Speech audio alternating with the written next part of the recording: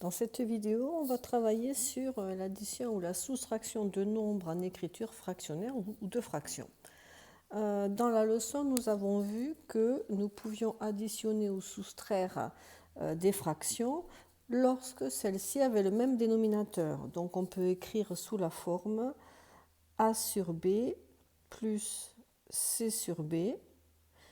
Deux fractions ou deux nombres en écriture fractionnaire de même dénominateur, on peut les additionner, ça donne A plus C sur B.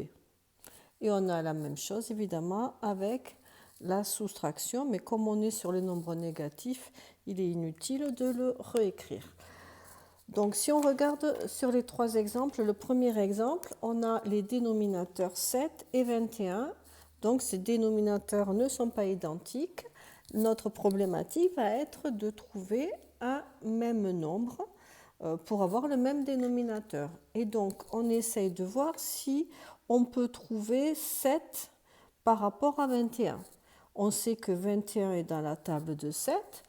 Et on sait qu'on peut multiplier ou diviser par un même nombre le numérateur et le dénominateur et que nous ne changerons pas ce nombre-là, cette fraction. Donc, je sais que je peux arriver à mettre 21 à partir de 7. Donc, comment fait-on? 21, c'est 7 fois 3. Comme nous avons multiplié par 3 le dénominateur, nous allons aussi multiplier par 3 le numérateur. Ainsi, on obtient 12 sur 21 moins 8 sur 21. On a le même dénominateur. Conclusion, on peut soustraire 8 à 12, ce qui vous donne 4 sur 21. On ne peut pas simplifier, donc on s'arrête là. Donc là, c'était le cas un peu simple. 21 était dans la table de 3. Dans ce cas-là, ça peut être assez facile. Deuxième exemple, on a un entier plus 7 tiers. Un entier peut s'écrire sous la forme d'une fraction de dénominateur 1. Donc maintenant, cela ressemble un petit peu au A, puisqu'on sait que 3 est dans la table de 1. Donc on va pouvoir garder 3 comme dénominateur commun. Donc on va faire 1 fois 3. Et comme nous avons multiplié par 3 le dénominateur, nous allons multiplier par 3 le numérateur. Ce qui nous donne 12 tiers plus 7 tiers. On peut additionner les numérateurs entre eux et garder le dénominateur, et cela donne 19 tiers. On ne peut pas simplifier, donc on s'arrête là. On passe au dernier exemple, un peu plus compliqué. Nous avons ici 25 et moins 15. On n'aime pas trop avoir ce moins devant le dénominateur, donc on a vu dans la leçon, je vais un peu décaler, que si j'ai une fraction ici avec par exemple un moins au dénominateur, ce moins, on peut le faire passer sur le numérateur ou bien, est-ce qu'on voit? Non, ou bien devant la fraction. Ces trois nombres étant égaux. Donc ce que l'on va faire, puisqu'on va essayer de trouver le dénominateur commun, on va mettre tous les signes moins sur les numérateurs. Ainsi, on a moins 8 sur plus 25, plus moins 4 sur 15.